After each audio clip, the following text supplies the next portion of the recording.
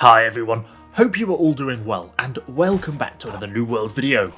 So it's finally happened, the game has launched.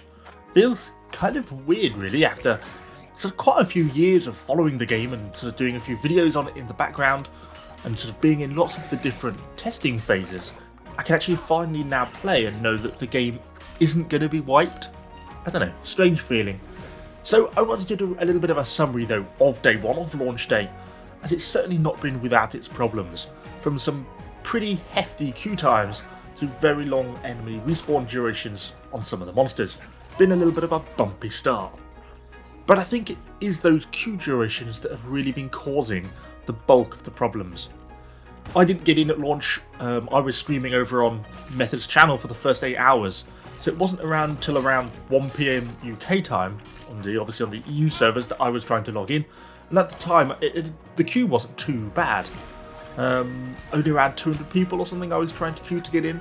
And that took me maybe 45 minutes, an hour, something like that.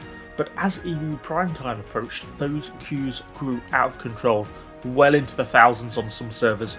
It depends slightly if you were trying to queue for a slightly more competitive server or some of the quieter servers, but still there were queues on pretty much every single server. And it became pretty clear that Amazon did not have the server capacity set up to deal with this amount of players trying to get into the game all at once.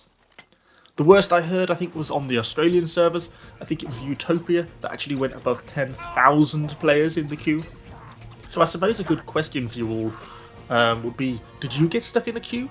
And if so, how big was it? I'd actually really like to kind of see how bad everyone's experience was. I'm kind of curious what the highest queue position someone managed to achieve was. And even if they managed to fix those servers now today, some of the damage has already been done. If you go over and look at Steam reviews, it's currently sitting at 49%, and a lot of those negative ones, or pretty much the bulk of them, are about the queue times.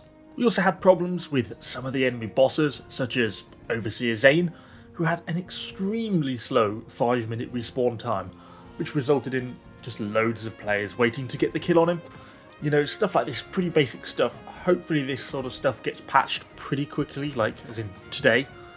So then once I'd actually gotten into game, well, how did I get on? Well, once I'd got in, I was already quite a long way behind. Well, about 8 hours behind. So I was keen to power on and try and catch up with the main group. As such, even though I've talked about going Rapier Musket as my final build, I initially swapped the Rapier for the Hatchet, as I think while playing solo, the sustain you're going to be getting from Berserker makes it a much better solo weapon than the Rapier. But then as I caught up with the main group, the day ground on, I ended up switching back to the Rapier because I had a little bit more support with me then, and that sustain became less important. My point of mentioning that whole thing was being that your early level starting weapon doesn't need to be the same as your end goal. It's fine to start out with some different leveling weapons, and then you can switch to your main weapon later on. I mean, personally, after that, I've then just been focusing on side quests, main quests, and faction missions. Got to do the faction missions at some point to unlock the next stage in Brightwood anyway, so you might as well just grab the XP from them early on. Got myself up to level 23 by the end of the day. Main quest is now to Amrine, but still got a few more side quests to finish off so that I can complete Amrine with all the side quests. I think there should be 3 side quests in total, and then hopefully that will give me that really geek almost a level's worth of XP as I finish that one off. And then once that's done, it's going to be straight up to Brightwood.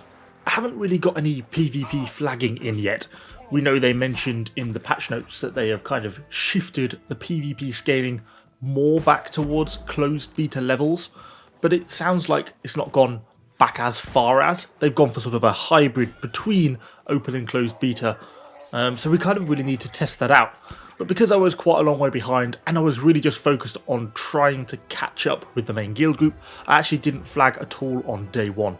Hopefully now, just as the start of day 2, got caught up a little bit more on the leveling, and now hopefully can fight PvP a little bit more competitively, so it will be able to get in and do a little bit more there.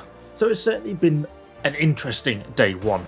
I have enjoyed it. It's been great to finally play the game and to know it's not going to be reset at the end of it all. But I do hope they can get predominantly the server issues That's the biggest problem for the bulk of people. You know, people don't want to be getting back from work and then stuck in a queue for 5 hours. That is just not fun for anyone. So that's really what I hope they focus on getting fixed. Anyway, I'm going to now hop back into game, see what we can do, see how we can catch up, keep trying to get Amarine done and get up to Brightwood.